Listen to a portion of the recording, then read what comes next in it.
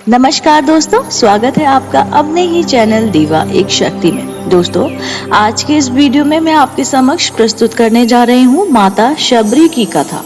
जी हाँ, बात भगवान राम के जन्म से पहले की है, जब भील आदिवासी कबीले के मुखिया अज के घर बेटी पैदा हुई थी। उनका नाम था श्रमणा और दूसरा नाम था शबरी। शबरी की माँ इंदुमती उसे खूब प्यार करती थी। बचपन से ही शबरी पशु पक्षियों की भाषा समझकर उनसे बातें करती थी और जब शबरी की माँ उसे देखती तो कुछ समझ नहीं पाती थी।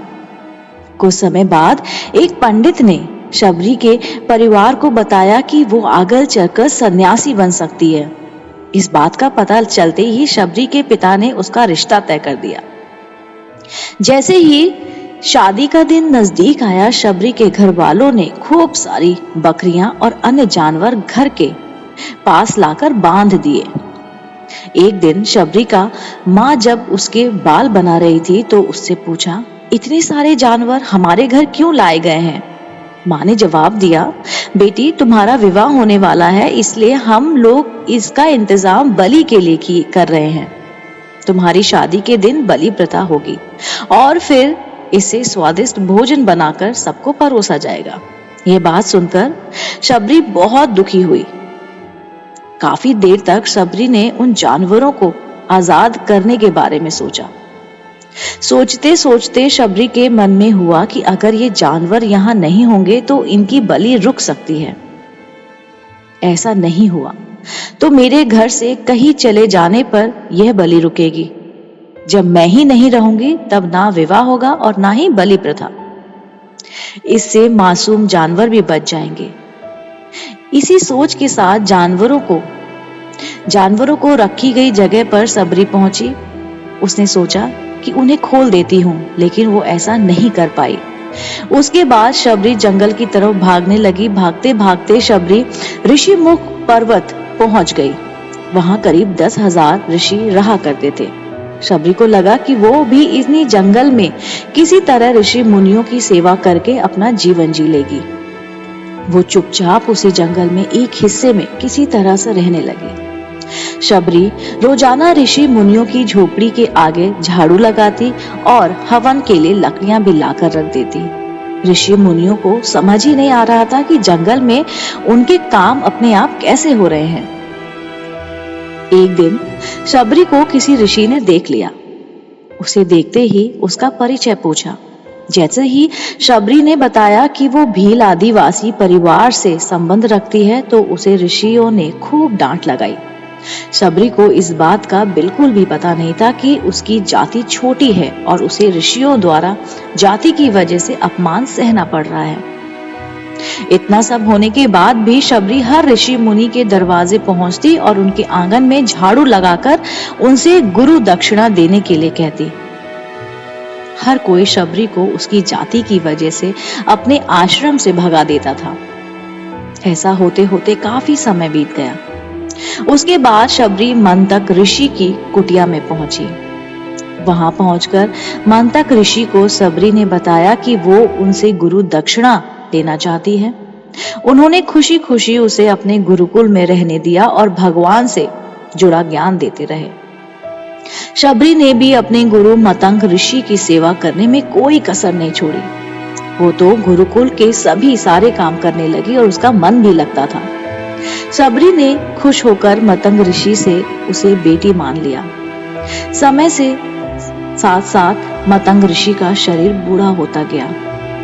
उन्होंने एक दिन शबरी को अपने पास बुलाया और कहा, बेटी, मैं अपना देह त्यागना चाह रहा हूँ। बहुत साल हो गए हैं इस शरीर में रहते रहते। शबरी ने दुखी मन से कहा, आपके ही सहारे मैं इस जंगल में रह पाई हूँ। आप ही चले जाएंगे तो मैं जीकर क्या करूंगी?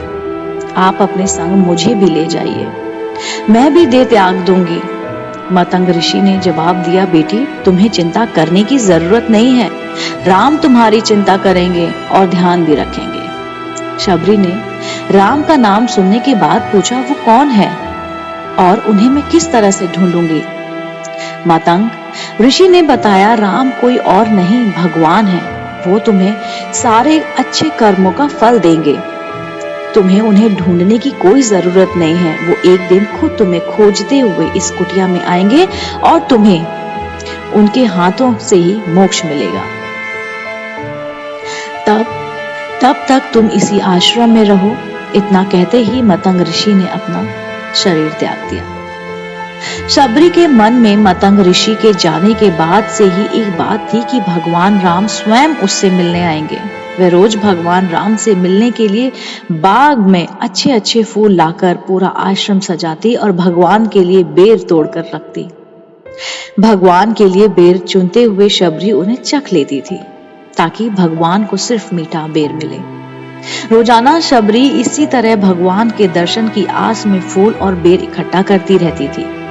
इसी तरह इंतजार में कई साल बीत गए। शबरी का शरीर एकदम वृद्ध हो गया। एक दिन की बात है, एक दिन आश्रम के पास के ही तालाब में शबरी पानी लेने के लिए गई थी। तभी पास के ही एक ऋषि ने उसे अछूत कहते हुए वहां से भगाने के लिए कहा और एक पत्थर भी मार दिया। वो पत्थर जब शबरी को लगा तो उसे चोट लगी और खून बहने लगा। बहते हुए खून की एक बूंद उसी तालाब में पानी में गिर गई। तभी पूरा तालाब का पानी खून में बदल गया। ये सब होता देख ऋषि ने शबरी को खूब डांटा और कहा कि पापिन, तुम्हारी वजह से पूरा पानी खराब हो गया। रोज ऋषि मुनि उस पानी को साफ करने के लिए अपनी कई तरह की विधियों का इस्तेमाल करते। कई सारे जतन करने के बाद भी कुछ नहीं कर पाते। फिर उन्होंने गंगा जैसी कई पवित्र नदियों का जल भी उस तालाब में डाला, फिर भी तालाब का पानी साफ नहीं हुआ। वो खून के जैसा ही रहा। कई सालों तक तालाब के पानी को साफ करने की कोशिश के बाद भी कुछ काम नहीं आया। वो थक गए। जब शबरी को चोट लगी तो वो अपने आश्रम में आराम कर रही थी। उसको कुटिया में कुछ आहट हुई। उसने पूछा, कौन? कोई आवाज ना मिलने पर वो धीरे धीरे करके कुटिया के बाहर आई और उसने देखा कि दो योद्धा, दो पुरुष उसकी कुटिया के अंदर आ रहे हैं। वो पहचान नहीं पाई। उसने पूछा, आप कौन? क्योंकि शबरी बूढ़ी हो चुकी थी, उसकी आंखें धुंधला गई थी, उसका शरीर झुलझुला गया था।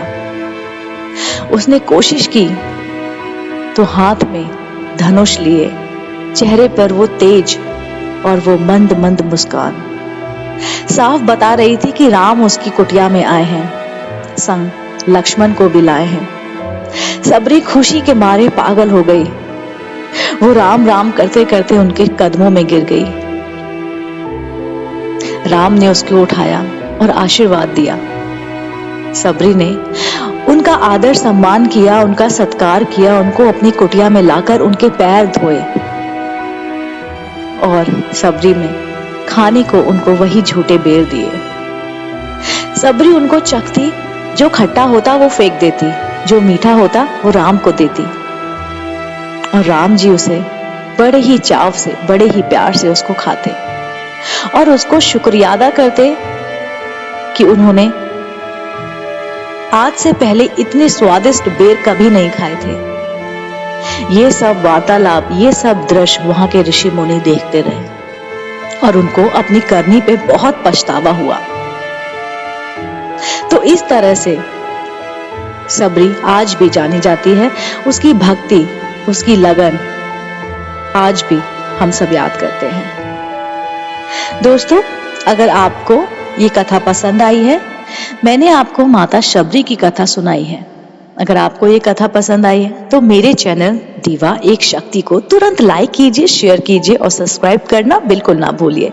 मैं आपको मिलती हूँ जल्दी ही नई रोचक जानकारी और कथाओं के साथ। तब तक के लिए नमस्कार।